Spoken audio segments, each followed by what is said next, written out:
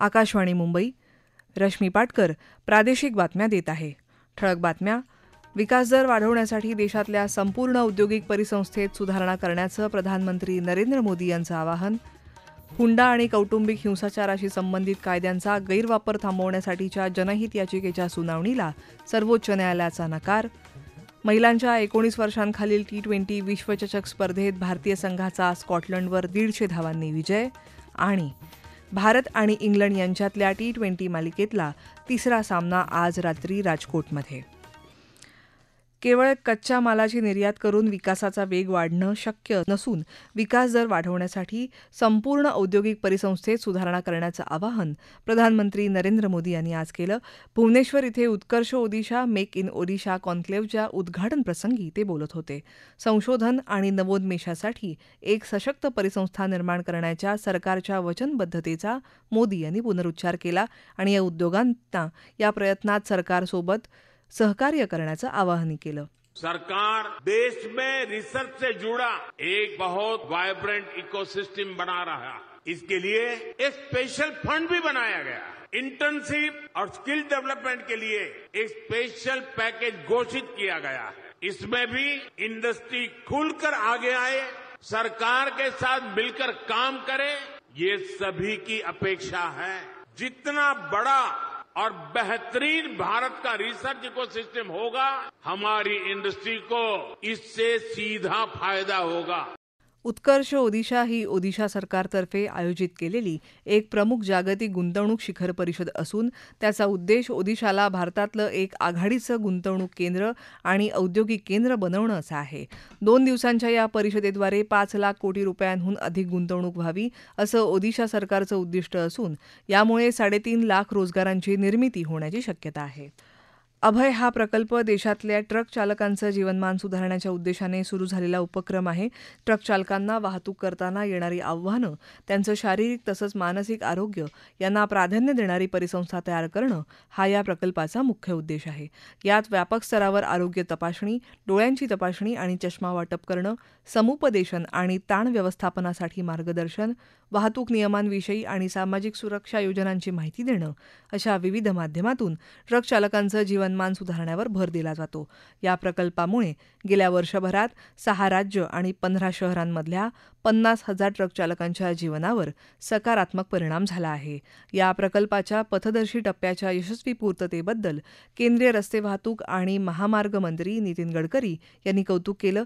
नवी दिल्ली इथे ग्रामीण विकास आणि तंत्रज्ञान केंद्राच्या अभय प्रकल्पाच्या समारोप कार्यक्रमाला ते संबोधित करत होते. मुंबईतल्या अटल बिहारी वाजपेयी शिवडी न्हावाशेवा अटल सेतूवर पथकर आणखी 1 वर्षासाठी ₹250 इतकाच कायम ठेवण्याचा निर्णय राज्य सरकारनं घेतला आहे. मुख्यमंत्री देवेंद्र फडणवीस यांच्या अध्यक्षतेखाली मंत्रालयात झालेल्या बैठकीत हा निर्णय घेण्यात आला. कॅप्टिव्ह मार्केट योजनेअंतर्गत एक रेशन कार्ड एक साडी या योजनेची सुरुवात वस्त्रोद्योग मंत्री संजय सावकारे यांच्या हस्ते भुसावळमध्ये करण्यात आली. या योजनेअंतर्गत राज्यातल्या 24,87,375 अंत्योदय शिधापत्रिकाधारकांना स्वस्त धान्य दुकानातून साडी वितरण होणार आहे. सहकारी यंत्रमाग संस्था आणि सूक्ष्म, लघु आणि मध्यम उद्योग अंतर्गत नोंदणीकृत घटकाकडून साड्यांचं उत्पादन करण्यात आलं असून त्यामुळे विणकरांना रोजगार उपलब्ध झाल्याचं संजय सावकारे यांनी यावेळी सांगितलं. अहिल्यानगर शहरात सांस्कृतिक संकुल उभं राहावं यासाठी संबंधित विभागाचे मंत्री, नाट्य परिषदेचे पदाधिकारी आणि संबंधित अधिकाऱ्यांबरोबर लवकरच बैठक घेण्यात येईल. तसंच राज्यातल्या विद्यापीठांमध्ये कला आणि नाट्यशास्त्र विभागांना अधिकचा निधी मिळावा यासाठी प्रयत्न करू अशी ग्वाही विधान परिषदेचे सभापती प्राध्यापक राम शिंदे यांनी दिली आहे.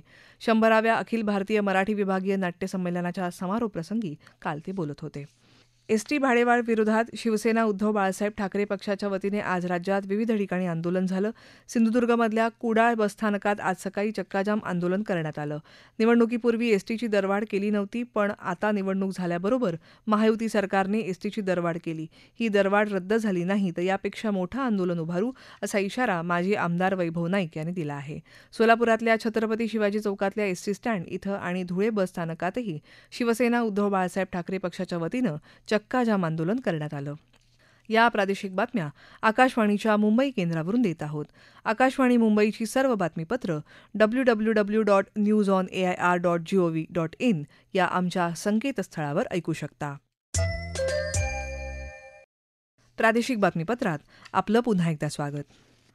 हुंडा आणि कौटुंबिक हिंसाचाराशी संबंधित कायद्यांचं पुनरावलोकन करून त्यांचा गैरवापर थांबवण्यासाठी त्यात सुधारणा करण्याची विनंती करणारी जनहित याचिका सर्वोच्च न्यायालयानं फेटाळून लावली आहे.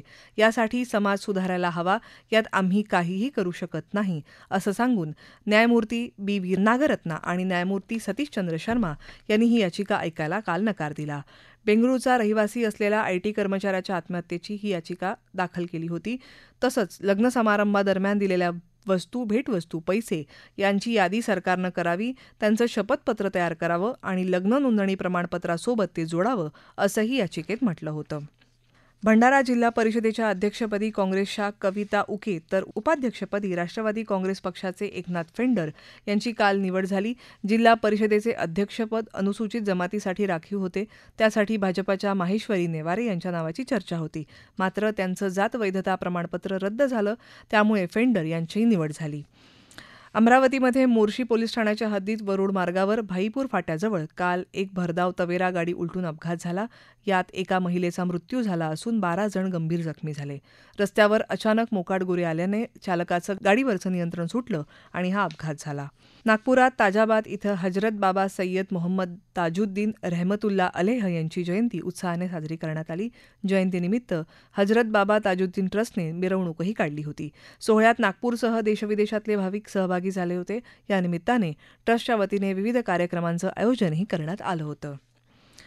प्रधानमंत्री नरेंद्र मोदी आज उत्तराखंडच्या देहराडून इथल्या महाराणा प्रताप स्टेडियमवर 38व्या राष्ट्रीय क्रीडा स्पर्धांचं उद्घाटन करणार आहेत. उद्घाटनाच्या कार्यक्रमाला केंद्रीय मंत्री, भारतीय ऑलिम्पिक संघटनेचे पदाधिकारी आणि राष्ट्रीय खेळाडू उपस्थित राहणार आहेत.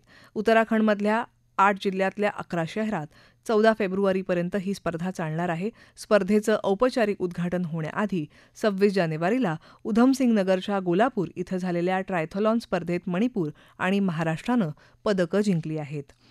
19 वर्षांखालील महिला क्रिकेट विश्वचषक स्पर्धेत सुपर 6 गटाच्या अंतिम सामन्यात भारताने स्कॉटलंडवर 150 धावांनी दणदणीत विजय मिळवला आहे. भारताच्या 209 धावांच्या आव्हानाचा पाठलाग करताना स्कॉटलंडचा संघ 14 षटकात केवळ 58 धावांवरच गडगडला. स्कॉटलंडची सुरुवातही चाचपडत झाली. अवघ्या 13 धावांवर पिप्पा केली हिच्या रूपाने स्कॉटलंडला पहिला झटका बसला. त्यानंतर स्कॉटलंडच्या एकाही फलंदाजाला मोठी खेळी करण्यात यश आलं नाही. भारताच्या आयुषी शुक्लानं 4 गडी बाद केले, तर वैष्णवी शर्मा आणि गोंगदी त्रिशा यांनी प्रत्येकी 3 गड्यांना तंबूचा रस्ता दाखवला. त्याआधी भारताची सलामीवीर गोंगदी त्रिशाने नाबाद 110 धावा केल्या. अवघ्या 59 चेंडूंमध्ये 13 चौकार आणि 4 षटकारांच्या मदतीने तिनं ही कामगिरी केली. तर जी कमलिनी हिने अर्धशतक केलं. दरम्यान भारताने स्पर्धेच्या उपांत्य फेरीत याआधीच प्रवेश केला आहे. तर ब गटामध्ये दक्षिण आफ्रिका आणि इंग्लंड यांनी अंतिम 4मध्ये आपलं स्थान निश्चित केलं आहे. भारत आणि इंग्लंड यांच्यातल्या T20 मालिकेतला तिसरा सामना आज राजकोटमध्ये निरंजन शाह स्टेडियमवर होणार आहे. संध्याकाळी 7 वाजता सामन्याला सुरुवात होईल. 5 सामन्यांच्या मालिकेत भारत 2-0 आघाडीवर आहे. पहिल्या सामन्यात भारताने इंग्लंडचा 7 गडी राखून पराभव केला होता, तर दुसऱ्या सामन्यात 2 गडी राखून इंग्लंडवर मात केली होती. वसईच्या कोपरगावात क्रिकेट खेळताना एका 27 वर्षीय तरुणाचा मृत्यू झाला. हृदयविकाराच्या झटक्यानं मैदानावरच त्याचा मृत्यू झाला. यापूर्वीही त्याला हृदयविकाराचा झटका आला होता. त्यानंतर डॉक्टरांनी त्याला क्रिकेट न खेळण्याचा सल्ला दिला होता. ठळक बातम्या पुन्हा एकदा. विकासदर वाढवण्यासाठी देशातल्या संपूर्ण औद्योगिक परिसंस्थेत सुधारणा करण्याचं प्रधानमंत्री नरेंद्र मोदी यांचं आवाहन. हुंडा आणि कौटुंबिक हिंसाचाराशी संबंधित कायद्यांचा गैरवापर थांबवण्यासाठीच्या जनहित याचिकेच्या सुनावणीला सर्वोच्च न्यायालयाचा नकार. महिलांच्या 19 वर्षांखालील T20 विश्वचषक स्पर्धेत भारतीय संघाचा स्कॉटलंडवर 150 धावांनी विजय. आणि भारत आणि इंग्लंड यांच्यातल्या T20 मालिकेतला तिसरा सामना आज रात्री राजकोटमध्ये. याबरोबरच आकाशवाणी मुंबई केंद्रावरचं हे प्रादेशिक बातमीपत्र संपलं. आकाशवाणी मुंबईचं पुढचं बातमीपत्र ऐकूयात संध्याकाळी 5 वाजता. नमस्कार.